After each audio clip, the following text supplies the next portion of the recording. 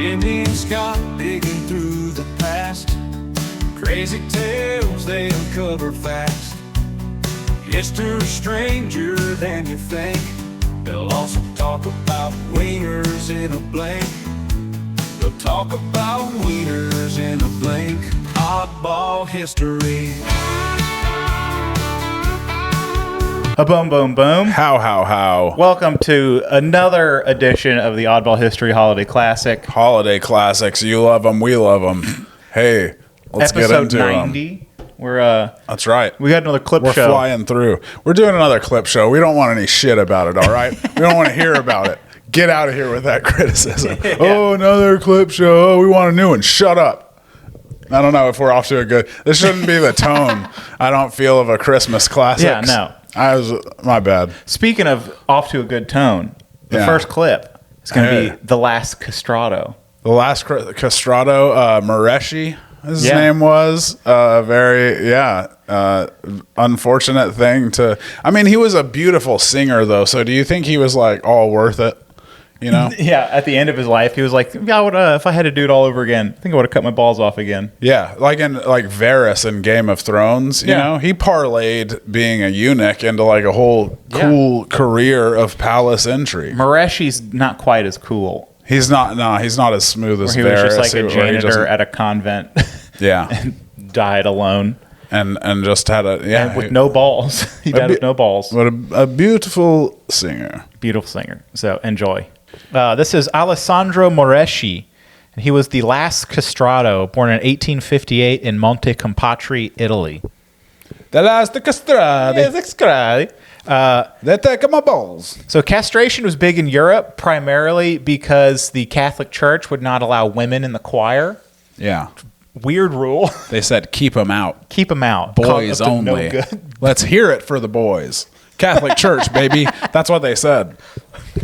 I don't like any Catholic Church thing of just let's hear it for the boys. Let's get more boys in here. Exactly. And we're gonna encounter that in this story, actually. They say why do they do it is because it preserves their boyish high range, but also adds in the adult lung power. Yes, because their limbs and their ribs grow extra long, apparently, after castration. They get castration, barrel-chested with long, weird limbs. which allows them more lung capacity and volume and more power. Which really, I don't like when you talk about humans like car guys. Yeah. Where it's like, we're going to drop a new transmission in there, get a couple extra horsepower. There was a Tim Allen of castrati being like, more power.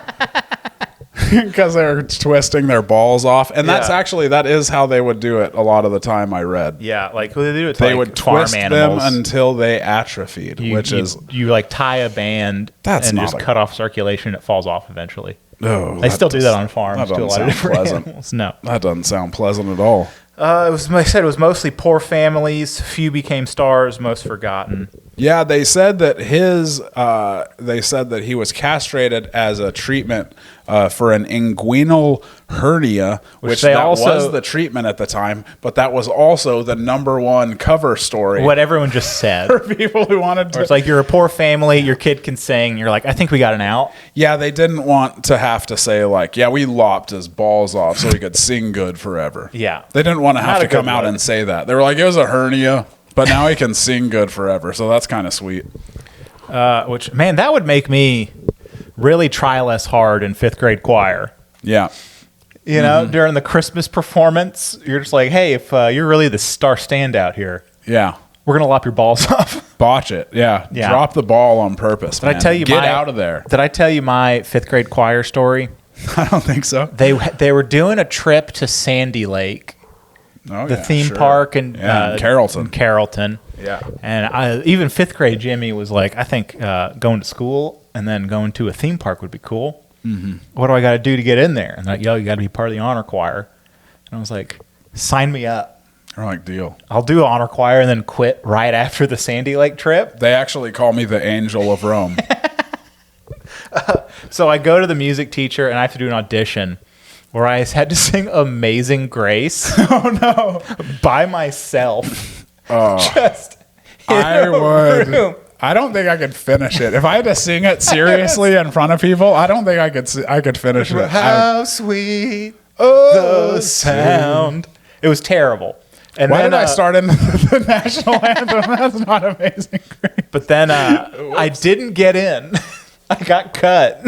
What? Why? They were just like, Why hey, would they do that? maybe you could try the 6th grade honor choir, Jimbo. Sorry, man. Which I was like, it's a choir. You can hide the bad voices in the mass. And So let me go to Sandy Lake. I think he saw through my ruse. Oh, yeah. 'Cause That's too bad. He was like, in 2 weeks, once you come to a practice. And I was like, it's not what I'm looking for, Dan. Yeah. How about you take me to Sandy Lake and we'll go from there. See from there. Yeah. Yeah. Play it by ear. He saw This through. me being in the choir thing. Yeah. But 1883, Mareshi auditions for the whole fucking Sistine Chapel choir, which sounds intimidating as shit. I don't know how big the choir is, but you have to audition for all of them. It sounds like real intense, but Mareshi kills it, of course. More stressful than my audition. Yeah. Yeah. The Sistine Chapel Choir. By the way, directed by a man named what was his name? Domenico Mustafa, who was castrated as a boy after being bitten by a pig. So that's a fun story. I don't know if the pig just started the castration or did the whole thing. But in any case, the pig started it. Little callback to our Animals on Trial, where pigs in the Middle Ages were just eating people. Yeah, I was thinking, from truly for 800 years there. Yeah. Pigs were just reign of terror over Central Europe. They were just stealing babies. Yeah. They were fucking being put on trial for murder. Hanging a pig. That picture They were makes me sad. Yeah. Just eat the pig. You can kill it. Yeah. They gave him clothes. No, wait. Did we make that up? Was that I think one of we ours? made that up. Was that one I think of our, the painting. Was that one of our the bits? painting has the pig in a little outfit, which I don't know. Yeah. There's no historical record of the that's pig. True. Yeah, I like to think he was wearing a suit though. But I think one of the coolest things about Alessandro is that he's the only castrato to ever be recorded. Yeah. And so you can go and listen. We'll post some stuff about it.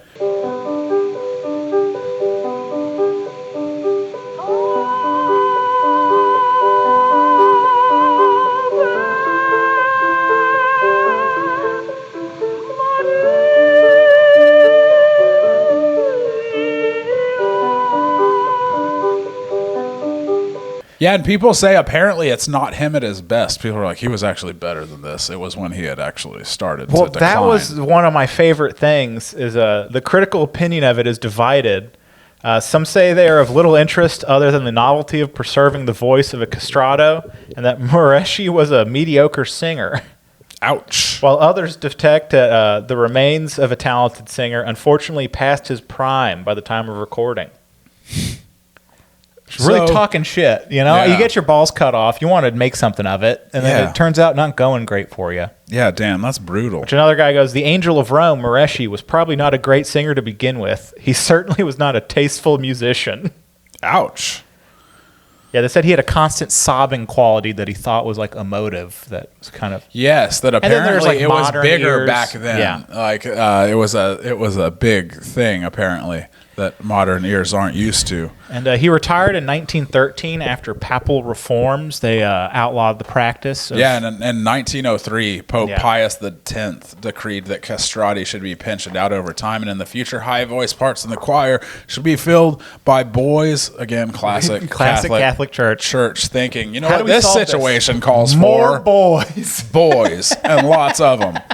That's what they say. And then That's been their solution to a lot of problems over the past few centuries. They're like, all right, we got a little bit of a bad rap with the castrato thing, but what's anybody going to say if we just load up the choir with boys? More boys. Nobody's going to say shit then.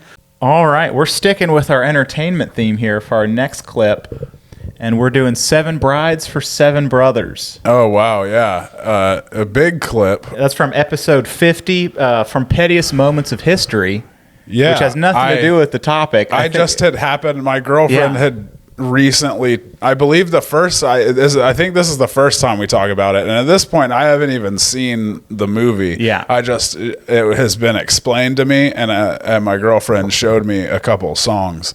And it is They definitely kidnap and grape these nice ladies. Well, no, they don't. They don't. There's no sex stuff going on because the main lady like looks after them when they're in their cabins.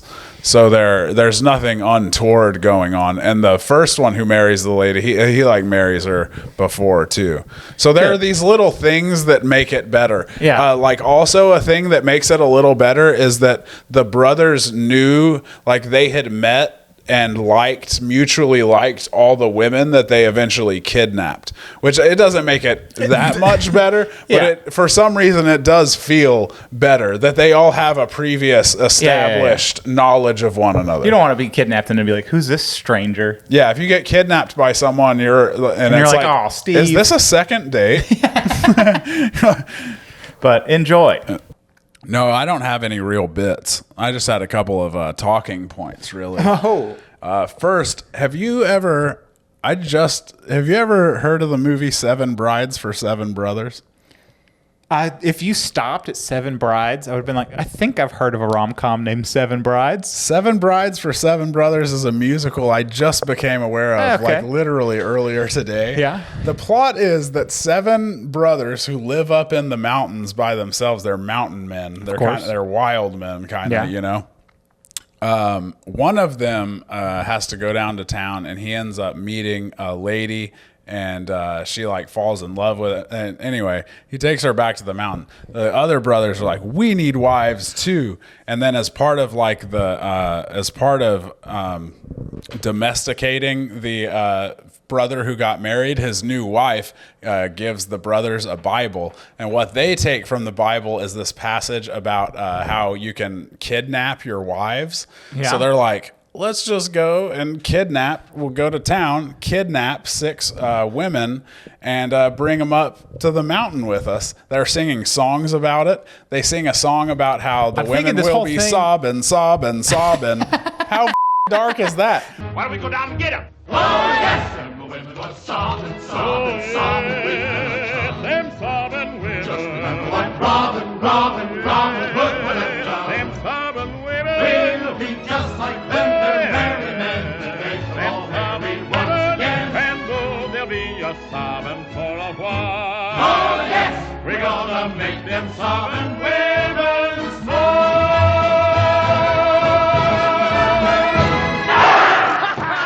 7 redheaded men from the 50s. I love that this is a musical. It's a musical. It's insane. So they go down, they sure as kidnap 6 women. It's a montage.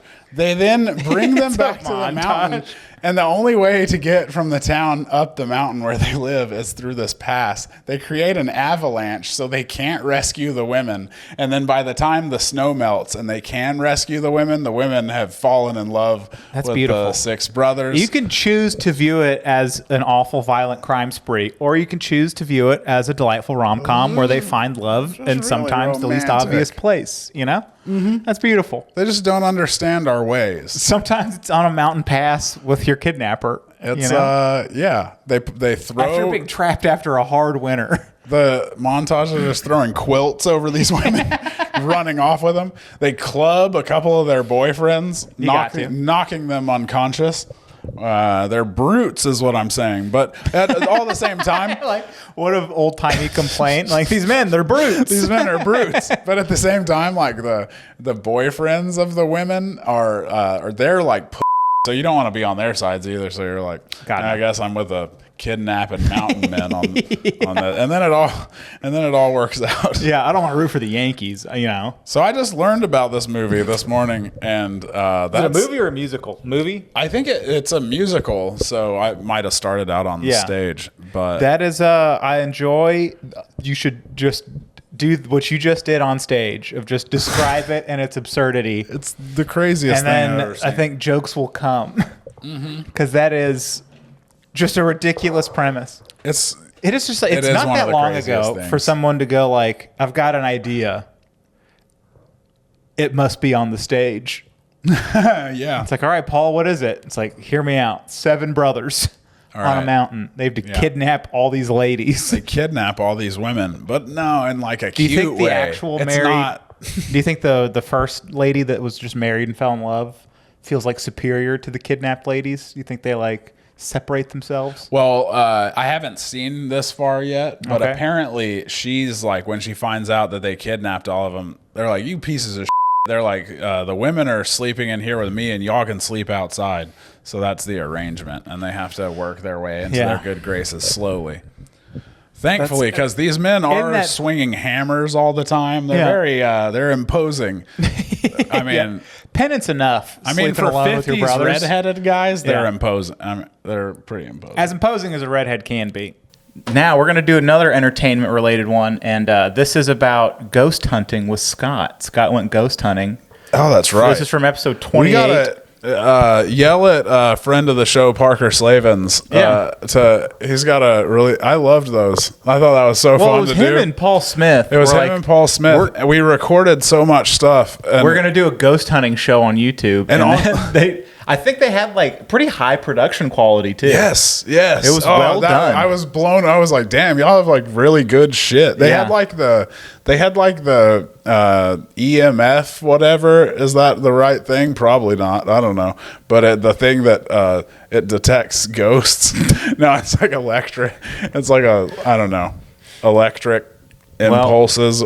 I don't know. Before we get into the clip, now that you've had more time to reflect on it, do you think you saw a ghost? I don't think I saw any ghosts. I was struck by how well I slept in a bed that such tragedy had occurred in. Actually, the bed frame, they said, like a lady, the story went, hanged herself from that bed frame. But then, I mean, it wasn't really part of the bed, and the bed itself was comfortable, and they had a TV in there with like all your better streaming services. So it really, really lent itself to comfort. Yeah, I was more taken by the mountains of entertainment available at our fingertips. Maybe here if in she the had 21st. access to Hulu TV, she wouldn't have killed herself. That's right. I was watching The Bear. Oh. If she had such quality programming as The Bear, if she had lived in the golden age of television, she would have been like, I don't even care that my fiance ran off. I think that was the story. Yeah. She'd be like, I got my stories. I got to see. Is this restaurant going to make it happen? Can Coach Taylor recapture the magic at East Dillon? Find out more at 9. Was it East Dillon? I think it was East Dillon. Yeah.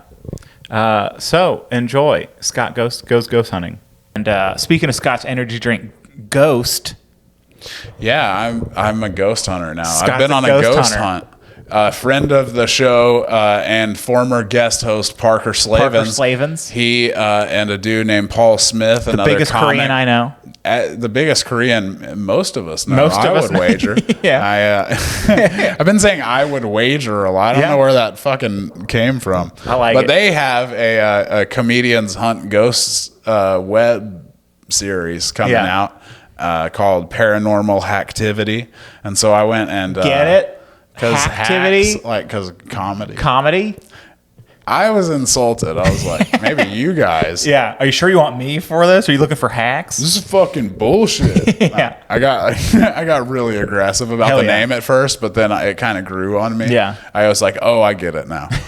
No, but so y'all went to Jefferson City, right? We went to Jefferson, Texas, and far east Texas. It's like you're going to Shreveport and then you just stop. A little, the car ran out of gas, and you're like, "Well, I guess we're staying here tonight." That's how the town started. Yeah. No, it's it was a very fun trip. I learned I love ghost hunting because it's like my favorite thing. If I could do it as a full-time job, I would. My favorite thing about it is like I like just saying names expectantly. Yeah, that's like my favorite. Like I would be like Tupac. You know, just like you're like, just wait. All right, we didn't get a hit that time. Was there a name y'all were looking for at this hotel? We did have a couple names. I actually slept in the bed of a woman who had hanged herself from the bed frame. Nice. The bed frame, it was like a very cool looking work of woodworking, very beautiful, and it was really high, like the perfect height to hang yourself from. I would say it was like that was the first thing I noted. I didn't even know the story, and I went, "Wow, If you needed to hang yourself, I wonder, this is the bed. I wonder if that guy like found out, like the designer of that headboard found out about it and thought, I got to start making shorter headboards. Or if he was like, I really that was like exactly my vision. I really like the tall headboards though. Yeah. You know, can't stop making tall headboards just because occasionally a lady gets jilted at the Jefferson Hotel, the historic Jefferson Hotel. If you're and then gonna hangs make an herself omelet, in room 13. Sorry. If you're gonna make an omelet, you got to crack a few eggs, as they say. So. Exactly. So it was a blast though. It's a very old city. I didn't get any answers from any of these ghosts, frankly. But I talked to them a lot. That. There was a lot of one-sided conversation, which was cool. You're essentially like journaling with a ghost, you know? A little bit. I couldn't think what to say, so I just kept talking to Told what him I've been. about Babe Ruth's childhood. No, I was talking to him about what I've been talking with everyone about, and that is how much I've been enjoying FX's The Bear. Now available both seasons on Hulu. Do you like it? I love it. You love it? Tell me why you love it. Because it's a great show. It's wonderful acting. I haven't seen season 2, and I hated season 1. You son of a bitch. Listen. Hey, good drama needs conflict, as you would say. That is true. That is true. My thing in season, I think in season 2, it becomes like a fancy restaurant, right? Yes, they're turning it into a fancy restaurant with a side window for sandwiches. My thing with all the yelling. You're yelling like an old Puerto Rican lady making sandwiches.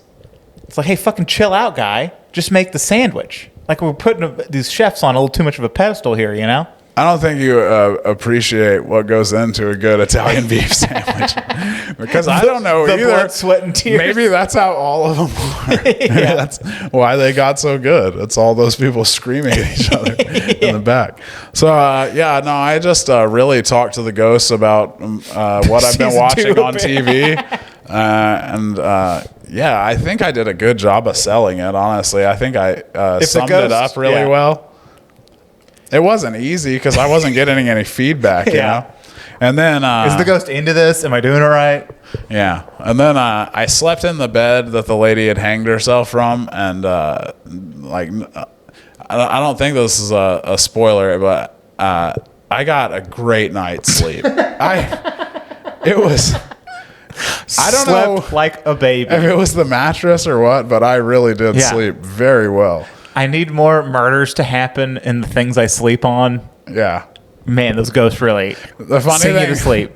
The funny thing too is like they had, because I was in like the haunted room, they had like a tripod and a camera like set up at the foot of my bed. Like if any fucking people who worked at that hotel walked by, they were like, oh, okay, fucking guys. Jesus. It's like, please don't do this. We had you sign a waiver that you weren't going to do this. Yeah, like it's fine. We're ghost hunting. But it was a lot of fun, man. It was a fun time. It was humid as shit because it was out by Texas summer, East Texas, Louisiana. Terrible.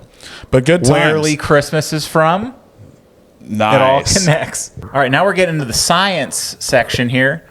After I just went on a rant about how I know nothing about science, I actually feel I used to get so sleepy in astronomy class in college. And it was like kind of stadium seating. And our professor was such a smart and nice man. I feel bad about this in retrospect, but I was so tired. You have to keep in mind it was right after lunch. Yeah. And I would put my backpack on the ground and like literally sleep on the ground because he couldn't see me. So, sorry. Yeah. This was disrespectful to astronomy itself, Galileo frankly. would be disappointed. But this is about dolphin research from episode 65 of Animal Researchers Gone Wild. This is about Margaret Howe. Sometimes you gotta give a dolphin a tug job to advance science. Which is one of my favorite Scott lines. If you can, we're trying to teach dolphins to speak English so we can communicate with aliens. And this guy goes, if you can dodge a wrench, you can dodge a ball. Yeah, same principle here, but with talking. If you can talk to a dolphin, you can talk to an alien. And yeah, they gave him acid and tried to talk. So, that's a crazy time for this dolphin. Crazy time. He's like, his friends would not believe it if he told them. His dolphin friends? He's like, yeah, I was in a 1970s living room that was filled with 3 feet of water. And then yeah. They'd be like, oh, yeah, and then she jacked you off. My girlfriend goes to a Fucking different guy. school. Yeah. She's My girlfriend's a model in Canada, ass dolphin. so enjoy. This might be my favorite one just because it involves jerking off a dolphin. Sure. And so we all got things we want to do in our lives, and Yeah. it might not be on my list, but No, I got a yeah. long life. It could get added. It could. But this is a story of Margaret Howe Lovett. Mm-hmm. And she had a wacky, crazy tale. She was crazy for dolphins. This lady. She loved them. She was wild for dolphins. She was living on St. Thomas in the 1960s. Yeah. And she got a job at a dolphin research center. The Dolphinarium. Impressed everyone with her love and enthusiasm for dolphins. And so foreshadowing. Foreshadowing. So this all started with John C. Lilly was a crazy guy, huge acid guy. Yeah. And he Loved also was doing acid experiments on dolphins. Yeah. And this got NASA funding. And the goal of it was to see how we communicate with extraterrestrials when we come around them. Yeah. And so the game plan was to figure out how to make dolphins speak English. You figure out how to talk to a dolphin, you figure out how to talk to an alien. If you can dodge a wrench, you can dodge a ball. It's the same. And then the story ends with this random lady jerking off a dolphin. It's pretty much the plot of Dodgeball. Yeah, it's very weird. It's very 60s. Yeah, and like everyone's on acid, but although I will say Margaret Howe was not on acid. She was very clear that like that Lily, she was like, you should keep your acid shit away from my completely above board jacking off dolphins project.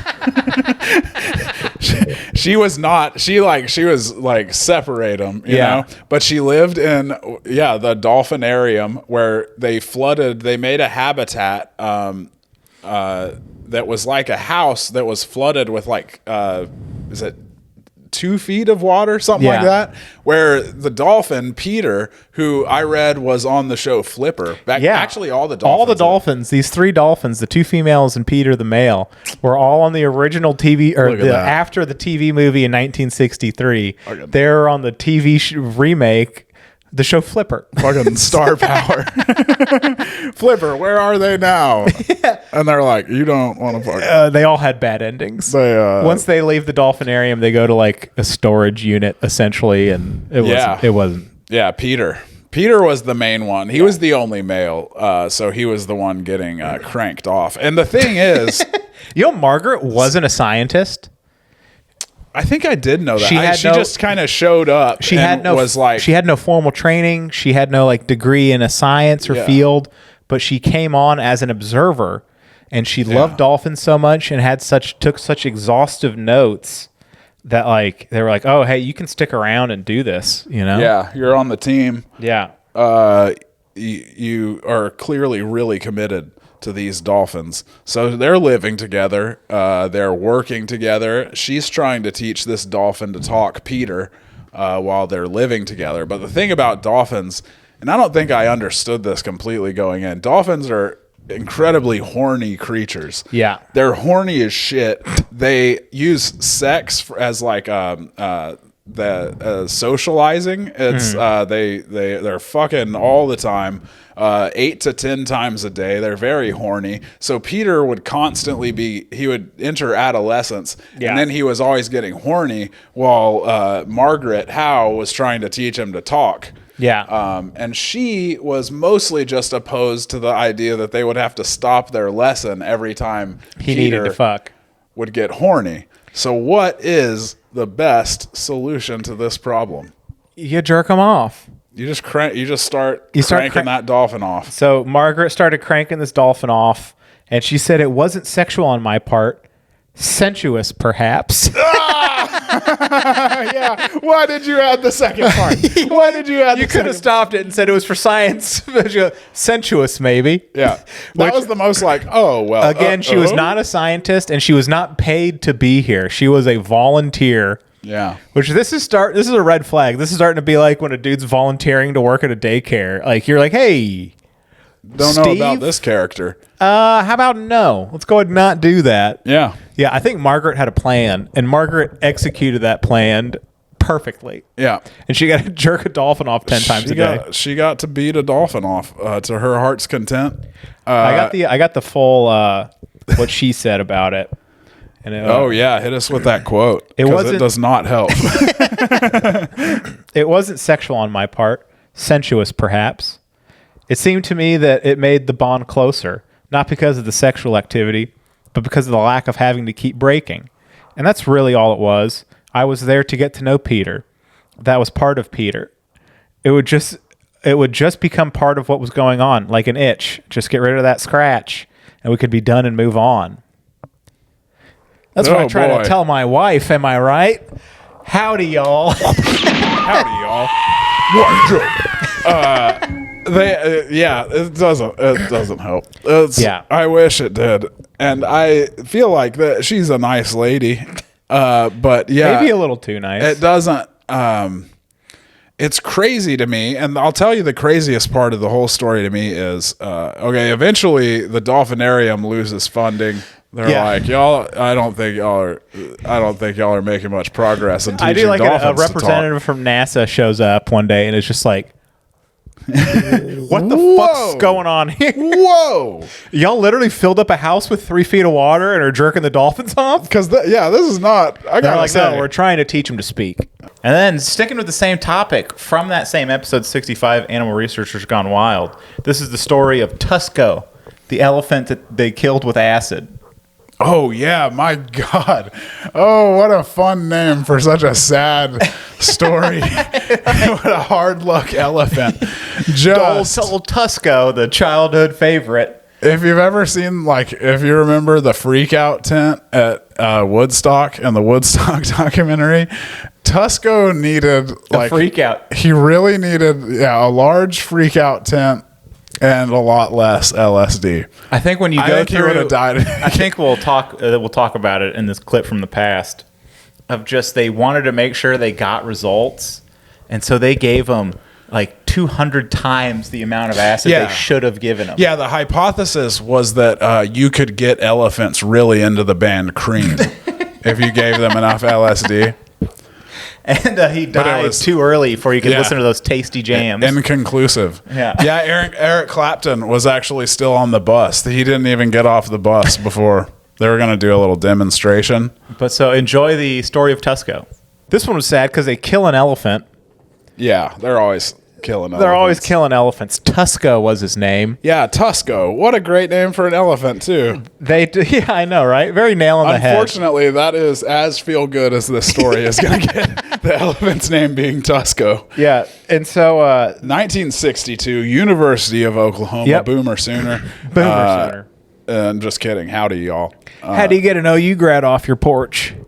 How? You pay him for his pizza. Howdy, y'all. Howdy, y'all. Boom. Howdy, y'all. Bomb. Dr. Jolly West. How great of a name is that? Great name. Dr. Jolly West and 2 colleagues. And there were rumors that Jolly West himself was on LSD a lot around this time. It is 1962. Yeah, and this is called Elephants on Acid, not to be confused with the 2018 Cypress Hill album. Yeah, different. Of the same name. Different thing. Didn't know Cypress Hill was still doing it. But shout out Cypress Hill. I remember Cypress Hill had I thought they were totally gone. And then they, when I was in high school, they came out with a new song. And I was like, I guess not. And then I was reminded just yesterday that Be Real was on the song Hit 'em High, Hit 'em Low from the Space Jam soundtrack. There we go. An all-time banger. I do like when you have an old artist that you listen to in high school or something.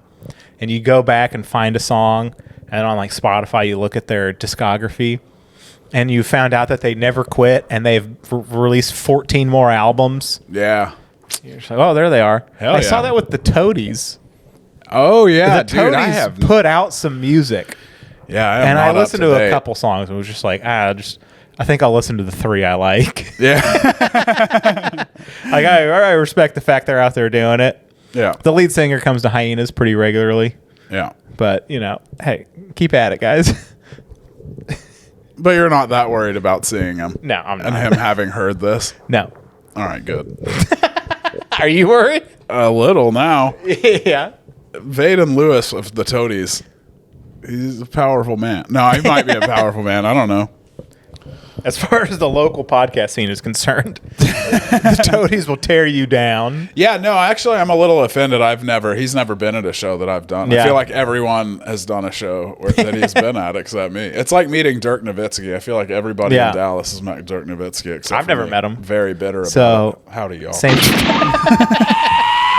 I'm glad you've never met him, though. Nothing against you. I hope you do get to meet him. Thank you very much. But Just a giant German walking around. just a giant, lovable German walking around. Yeah. Good dude. Our beloved tall baller from the G. But so they had an obsession at this time of giving animals LSD. Yeah. Like they The hottest craze. The It was hottest hot craze. pants and giving LSD to animals. And so they were like, we're just going to see what happens when you give an elephant LSD. Mm-hmm. And the stated purpose of it was kind of like, I don't know. We think it'll get real pissed off. Oh yeah, they were trying to see if it would Must apparently is a state elephants go into where a lot of testosterone is produced and they're really aggressive and have trumpeting around and stomping a lot. creamy secretion. Yeah. You always hate reading secretion. Minus the creamy secretion. It sounds a lot like Wolverine going in berserk mode. But they get very angry. So the whole point of this is to see if LSD makes elephants angry. Yeah, they're pretty much like, let's see if we can make Tusko go berserk with an LSD. They shoot him up with 297 milligrams of LSD, which is an astounding amount of LSD. They said if there was a man who weighed as much as Tusko the elephant, his dose, like the dose that he would take of LSD would be like around a third of what they gave Tusko. So that's what animals typically have higher tolerances to drugs, like certain animals do. And so, but they went from like the weight to the tolerance level. They should have done a third of the dose, but instead they were just like, well, they didn't want to ruin the experiment by only having minor results. Yeah. So they're they like, didn't want to pussyfoot it. like, we got to send this elephant to fucking Pluto. Yeah. And man, did they. And so they injected it directly into him, the 297 milligrams, and it pretty much killed him instantly. Yeah. It sounds horribly agonizing. After 5 minutes, they said Tusko trumpeted, fell over, shitted all over the place, bit his tongue, and then he started laboring to breathe. Yeah. 30 minutes later, they injected him with a gigantic dose of the antipsychotic Thorazine. Yeah. Which they also apparently gave him way more of that than they should have. The amount of like backwoods fucking around in Oklahoma is the most Oklahoma science story I've ever heard. Where they inject them and he just immediately kills over. There's like shit. It's just that over. Oh no. Well. Oh boy. I didn't think it could get worse. It seems like it's getting worse. Yeah, like an hour after the Thorazine, they injected him with tranquilizers. Also, probably too many tranquilizers, and he died a few minutes after. It was an hour and 40 minutes in total. And yeah, they proved that elephants can't take 297 milligrams of LSD. Yeah, I guess. Yeah, they didn't really find anything out because then they couldn't even tell like what killed it. Yeah, was it the acid? Was it the antipsychotic? Was it the other drugs? And in fact, I read, but it was probably the first thing that made it keel over and shit itself immediately. Yeah. It couldn't have helped. It couldn't have helped. I'm just imagining this elephant. They inject him for science. He keels over, shits, and then it's just like in those old movies, the record scratch. And it's just like they both like look up at the camera, like, I bet you're wondering how we found ourselves here. I like to think when he was first injected, before it all went bad, he heard the beginning to Cream's "Sunshine of Your Love." You know, they always play that when people are doing acid.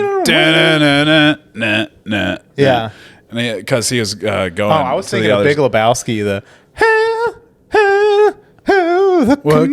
my condition was. That would also be a very good song to drug an elephant to. Allie, you're not in the podcast today. And then Allie is just Allie. She's like, give me acid. I bet I could handle it better. Are you looking at the camera, you 297 bitch? milligrams of acid right now. Yeah, I'll do it. No, you can't. I'll take that shit. What's your game plan? I'll do it. I'll go to get on the couch. I'll go to fucking Hangout Festival and have a time. But so because they didn't really find anything out, and it was kind of a stupid experiment. Yeah. They were like, all right, well, I guess we don't really know what killed it, but whoops. But whoops, sorry everyone, sorry about and then about a group of school children showed up to the zoo and was like, "Where's Tusko? Where's Tusko?" And they're like, "Ugh."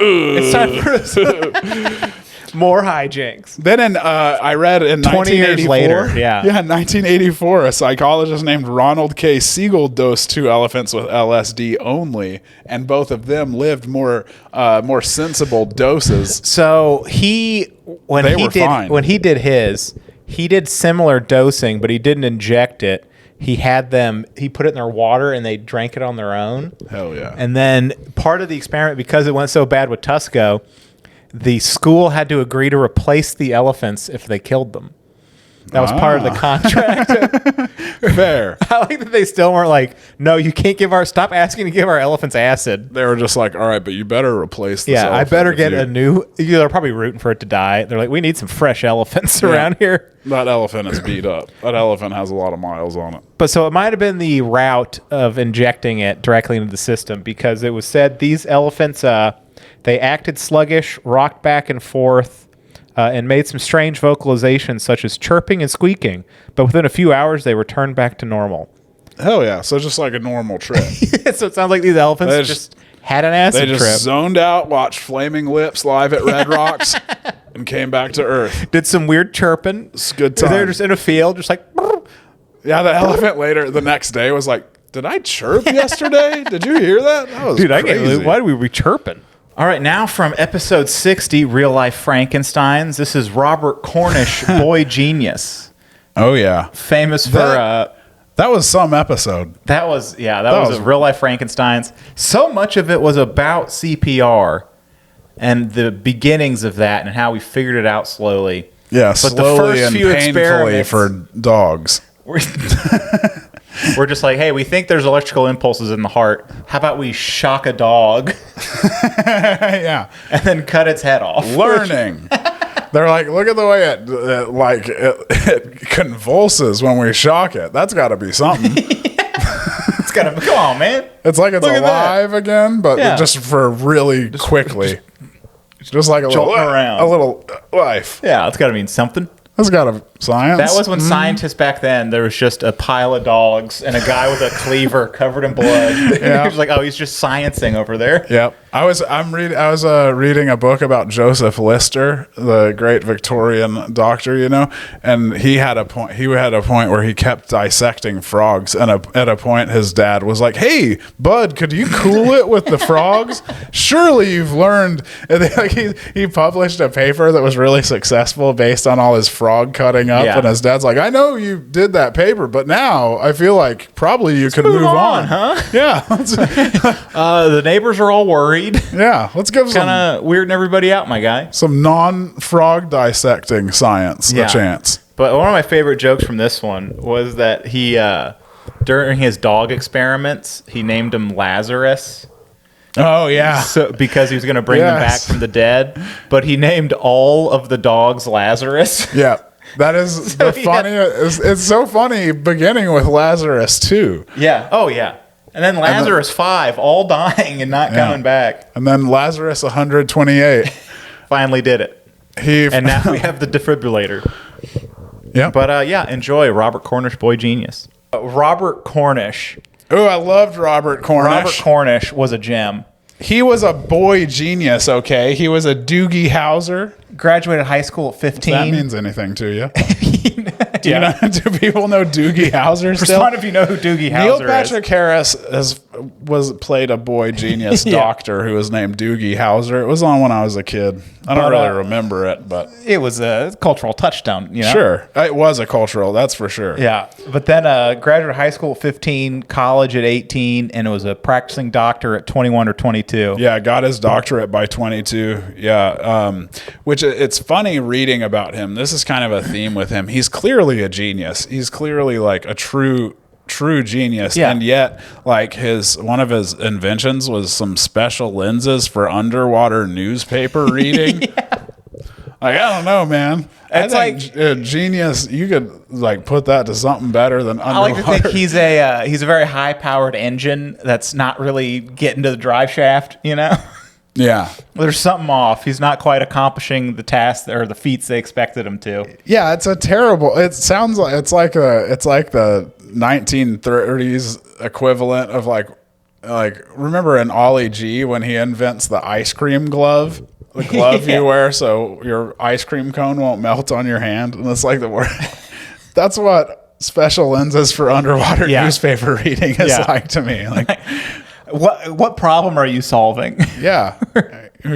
When do you want to read the newspaper underwater? This is just a specific thing that he wanted to accomplish. He was like, I want to read my fucking newspaper underwater.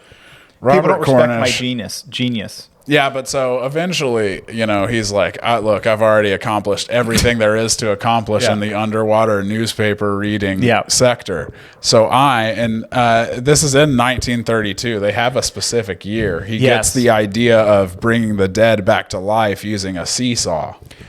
So this again, it's a seesaw. It's a seesaw. The child's toy seesaw you were thinking of is the correct seesaw. There's no teeter board. There's no other definitions for it. He called it a teeter board, and it's like it is just like teeter hang-ups, that thing for your back where you strap in your feet. I always wanted one of those. I always thought they looked like it would feel really good to decompress your spine in that way. We have one at the fire station, and it's like everything. When a new thing is brought, it is used heavily for a week or two, and then it collects dust for the next 5 years until somebody throws it out. That's unfortunate. That's how stuff works. That is true. But so this is another thing where it's a guy that got close. This is 1932. Like we're kind of getting less animating the dead and more like modern CPR. Yeah, which a little more scientific. Yeah, now we're not Frankenstein anymore. Like I do CPR.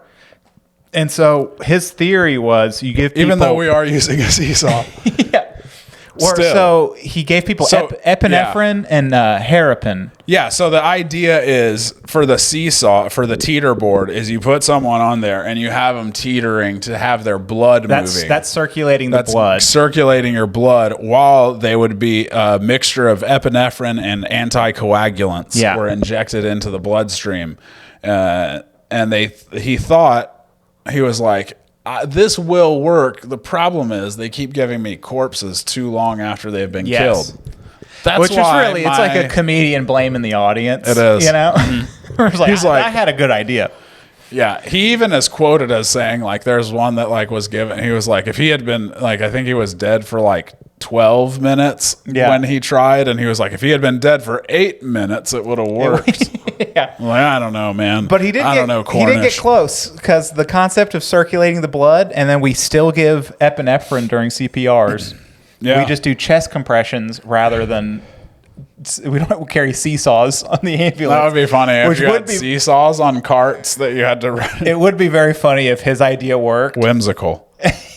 Just a little playground EMT set is out there like it's like the old school railroad thing. That's half our job. Hand cart. Just doing the hand cart. I weirdly had a dream where I was on a hand cart one time, and I have never been on I don't know what one of those is like. I've never, I don't think I've ridden a real, like a non, like local city rail train, Where was that coming from is my point. In my unconscious mind, where is the image of, I don't know. You know what I think it is for you? I think it's a Mario. Can of worms. I think it's a Mario related thing. Oh, that actually is a very likely or Donkey Kong. Actually, that could very likely be Donkey. The most likely explanation. I think it might be the only. I think we might have solved it. I thought we were about to have an existential crisis, and it was like, no, sorry, Donkey Kong. You're right. I was looking into the abyss of my subconscious, and you were like, no, I bet it was just Mario, and I'm like, oh yeah, you're right. Oh, yep. That's true. But I thought this was funny. It was in 1932 because in like the 1800s, like late 1800s, they'd figure out like cardiac massage, and they were like, you can manipulate the heart to continue pumping blood. Yeah. So like you're so close to stroke it. You were so close to chest compressions of just hammering on it. And then, CPR actually, like the modern version of it started in 1959. Some guys at Johns Hopkins. Nice. Figured it out. So a few more decades after this fella. But he did have, after all his failed dead bodies, he was like, I believe in this. I'm going to keep trying with dogs. Yeah, he spent 1933 failing. It was a heart attack victim, electrocution, and a drowning. And they didn't work. Which, typically, this goes the other direction, I feel like, where you start with animals and then proceed to human trials. Not Robert Cornish, the young genius. They were just like, you can start with people. Yeah. And then he had a very good reputation as a science guy. Well, he had these 5 dogs, and he named them Lazarus 1 through 5. Super funny move. Yeah. Not demonstrating the most confidence when you're like, I better get 5 of them. I should get 5 You know dogs. what? You know what? Make it a half dozen. You know what? Give me all your dogs. Give me all the dogs. They're all Lazarus now. Well, so 1 through 3 did not make it. 4 through 5 ended up living for a short period of time, but they were like brain dead essentially. Yeah. So, And he... what's and our cartoon noise for this guy? All right, now we've covered the entertainment and science section. Let's get into the gratuitous violence. All right. Yeah, First. sure. That's what everybody's here for. That's what they're here for. My maybe the hardest you've made me laugh on this. This is about Roman gladiator blood from episode 73, Oddball Guide to Staying Healthy Through History. Yeah, hey, shout out Encino Man. Shout out Encino The Man. movie Encino Man. I don't know if you younger listeners know about Encino Yeah. Man, but it's a movie where Sean Astin is a loser high school kid, and then he's digging a pool in his backyard so he can have a prom party and become the hit of the school. But at prom, like it's the end of school. Like that's a horrible plan. You have no time to enjoy. Well, I guess his plan is to enjoy the summer as king of the school because of the pool he dug to have the prom party after. But in digging the pool, he finds a caveman frozen in a block of ice. So he does what any of us would do. He enrolls the caveman in his school so he can help him get popular. Have I not seen the movie in a while? Did you mean to say Sean Astin? Yeah. Yeah, Okay. he's the main. Who's Pauly Shore? Is he? Pauly Shore's his best friend, Stoney. Oh, okay. Very sad part when Stoney and Sean Astin they get in a big fight over Link. That's what they decide to name the caveman because it's like the missing Link. But his full name is Linkovich Chomovsky. Let's keep this in the Mediterranean. In the Mediterranean, And we're Let's going keep over popping to olives. we're going over to ancient Rome. Keep popping olives. This was about the many cures that gladiators' blood provided. Yeah. Interesting. This was- I had not heard of this before we were doing research. This was a dark addition to an already dark thing of like the gladiator games. Yeah. Of at the end of it, there would be throngs of people. Yeah. And they would take the dead guy or the dying guy and they'd like slit their throats. And then they'd go, "Wheeze the juice." I didn't. I just wheezed. Do you remember Encino Man? That's what they say when they drink the Slurpees. That just caught me off guard. I literally squealed with delight. Wheeze the juice. Wheeze the juice. That would be a funny thing to say before you drink the blood of a dead gladiator. Wheeze the juice. Wheeze the juice. There's something about the abandon with which you say it. Yes. But so they would bloodlet the gladiators after they died, and there would be like aggressive crowds auctioning off to drink their blood.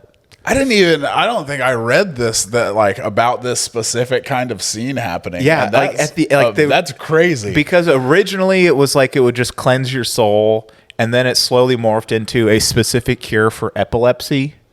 Yeah. And Pliny the Elder even wrote that epileptics would drink gladiator blood like the draft of life. Like the draft of life. Yeah. Yeah. Because the general thinking at the beginning, I think after a while, it was like the epilepsy thing. I'm still giggling about wheeze the juice.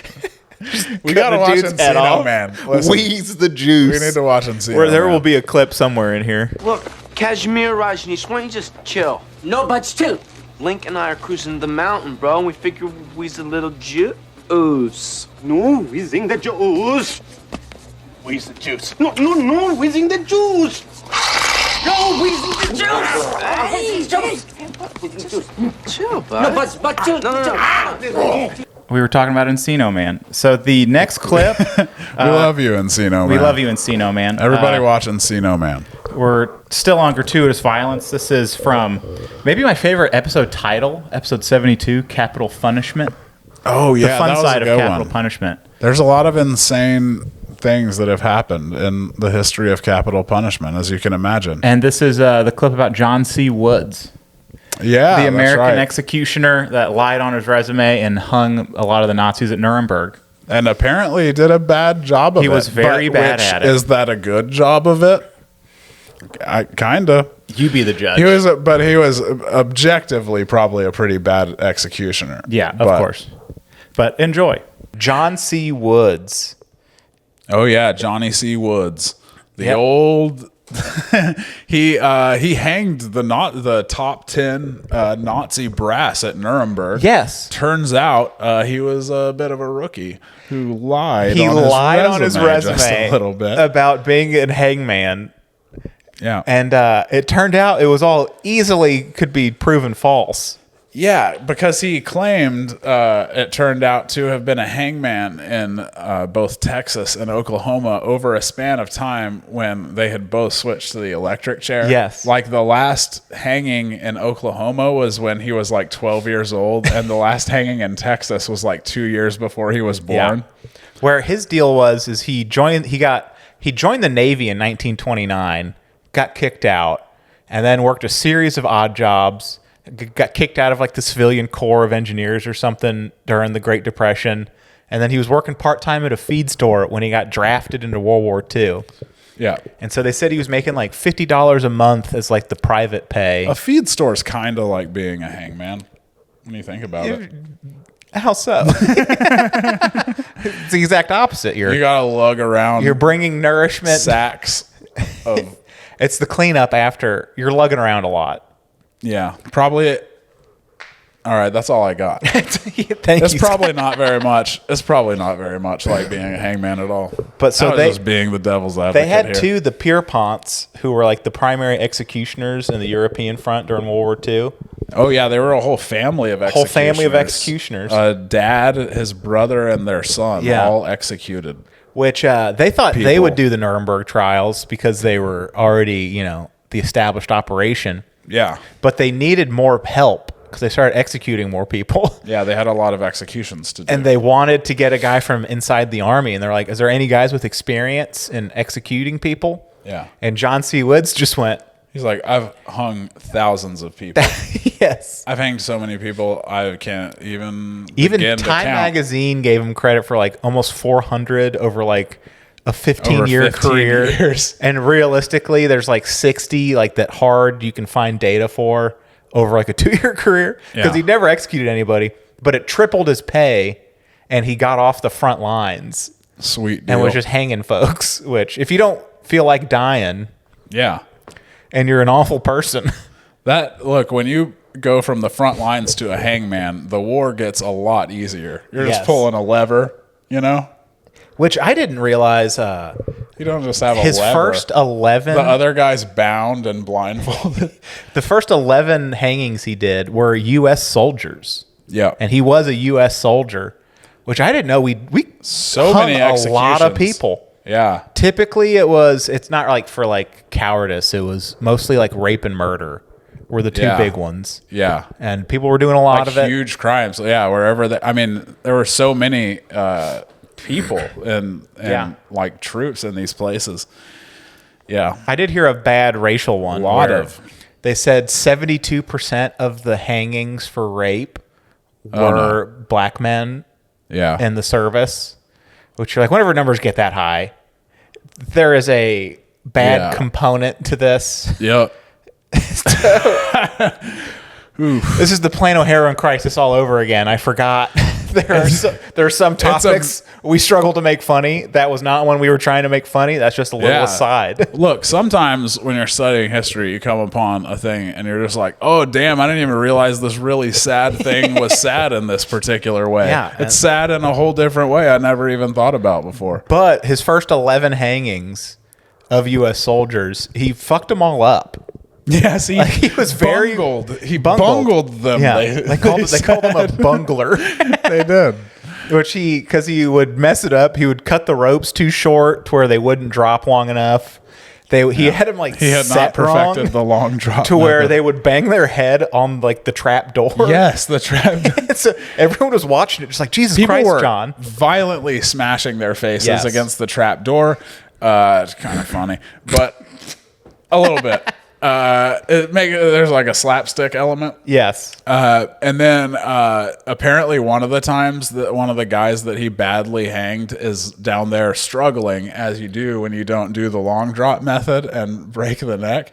And there's like a black curtain that covers up where they fall when the trap door goes. And so the guy's struggling, and they can hear him like fighting, and they can see the rope moving. And Woods walks back behind the curtain, and you just hear, and then the silence, and the rope stops moving. They said he probably went down there and pulled down on the guy real hard. That's what they think he did. Cinch He just him down. He was not doing a good job. These were not clean. These were not clean. That's not what you're supposed to do when you're an executioner, is the thing. Which that was his whole deal of not having the experience. And the Army could have easily found this out. But that's one of those where like you could have disproved that if you had seen like the right like magazine article, you know. You're like, wait a minute, I don't think Oklahoma does hangings anymore. Actually, that sounds like it hasn't been. It's like the 1940s. That's a good government situation though, where they needed a guy volunteered, and they just went, get in here, sailor. Like whatever. Yeah. Like, we need a weird guy to kill people. And he's like, I'm ready. I also love how it's like a real thing in the execution world to like, if a crime's serious, you do an older form of execution. Yeah. So like here we're doing hangings, old timey, and then back in the time when hangings was the standard, if somebody did treason, they were like, no, we got a battle axe, cut the head off, Cut this guy's head off. whatever it was. You got to go back a little because it's serious. It's serious, so we got to use some old shit. Let him know you mean business. That's right. But he also messed up the actual Nuremberg hangings, where Time Magazine, what do they call him? Like the American bungler. Damn, did they? Yeah, they had a line about him being one who bungles. Oh wow, I didn't know that part. Because literally, there's like, and now it has like giant media attention because the war's over, the trials have happened, and then people are like watching these executions of high-ranking German officials, and they're bouncing their heads off of trapdoors. The long drop Apparently wasn't long enough. Very like violently too. I heard a nose came off, perhaps. It would take everyone like 15 to 20 minutes to die because they were strangling, not getting their neck broken. Yeah. And so people, he was so bad that people were like, is this on purpose? And he's trying to torture these people in some way. Yeah. You know?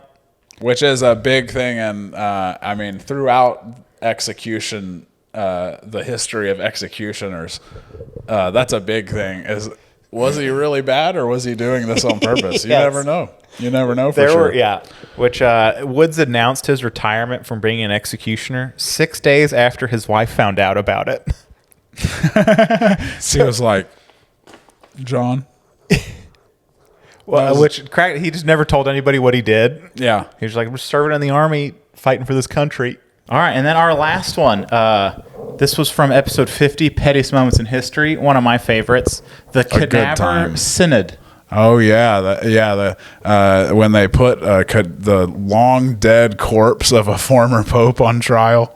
Just good, clean fun. They were like, and by the way, he's guilty. We found your defense lacking.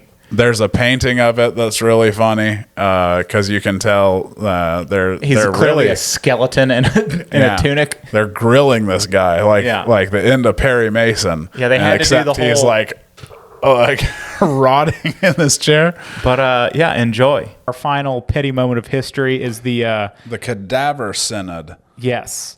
I did not just learn how to pronounce that word. I've known all along.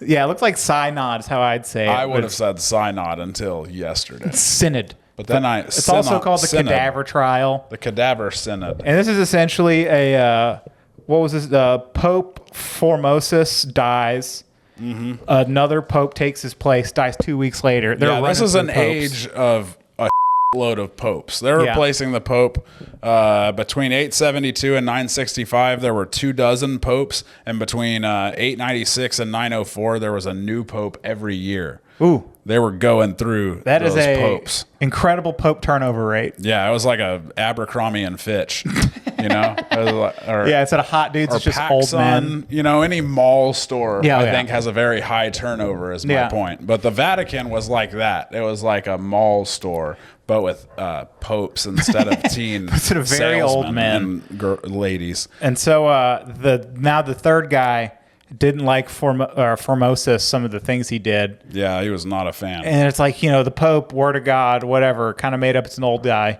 But so they're like, well, we got to change some things. So we got to, how do we get out of this? And so he died 7 months prior, and they put him on trial for heresy. Yep, the ecclesiastical trial of Pope Formosus. Yes, so literally they put him on the stand. Just 7 months worth of decomposition, bones and rotted flesh. Yeah, not the painting of it. I gotta say is very funny. Very cool. It's very hilarious because they dressed him all up, or I guess he was wearing his Pope clothes in the tomb, and they just propped him up, in this thing. But because of decomposition, his mouth is kind of open, and it looks like he's going like something's being said about him, and he's going come on. Which his only defense was that, and he was found guilty, shockingly. Yeah, he was. He was charged with transmigrating seas in violation of canon law. You can't do that. You can't transmigrate seas. You crazy? In violation of canon law, as well as perjury. What do you think this is? Eastern Orthodox? Yeah, that's Come right. on now. Got him. Boom. Don't come for us, Greeks. We love you. We got great schism jokes, baby. That's right. We know all the religious events. But I think of how funny it is that they put this Pope on trial as a corpse and still had to go through the formalities of like the proceedings. Yes. And so there is just like a dead body, and everyone shows up, and there's like lawyers and not lawyers at the time, but like arguments given, rules done. They used a system of ropes to make him be able to nod his head or shake his head or do little dances. He looked like the little circumstances dictated. They didn't think the circumstances would call for a dance, but they wanted to have that. Yeah, in you got to have it as an option. I'm just kidding. They, of course, did you say already? They had a deacon answer for him. They had a deacon answer for him, who obviously like worked for the guy in charge of the trial. So that guy was like, to get in his good graces, like doing a dumb guy voice. He was like, duh, I was transmigrating seas. And then Pope Stephen VI is like, that's so good. That's exactly what he was like. You got anything to say, Pope Formosus? And he's just like, duh. He's like, because his mouth's open. His mouth's hanging open, and I'm sorry, it's really grim, but you have to look at the painting. You got to look at the humor. Funny. Yeah. When you see the painting, you're going to go, you'll get it. Hilarious. You'll get it. Got him. Come on. And thus concludes the Oddball History Holiday Classic Part 2. Part 2. Shout out Hot Shots. That was a fun way to say Part 2. Yes, indeed. Good, clean fun. Good times. Nice 80s comedy. Merry Christmas to us, everyone. Merry Christmas. Happy New Year. Are we going to be back before the New Year? I don't know. I don't think so. Maybe. Have a good one of those too, or whatever. Or don't. Yeah. Don't drink and drive. Believe in yourselves. Right. You can do anything. See you all in hell. That's right. Au revoir. Jimmy and Scott digging through the past. Crazy tales they uncover fast. History's stranger than you think. They'll also talk about wieners in a blink. They'll talk about wieners in a blink. Oddball history.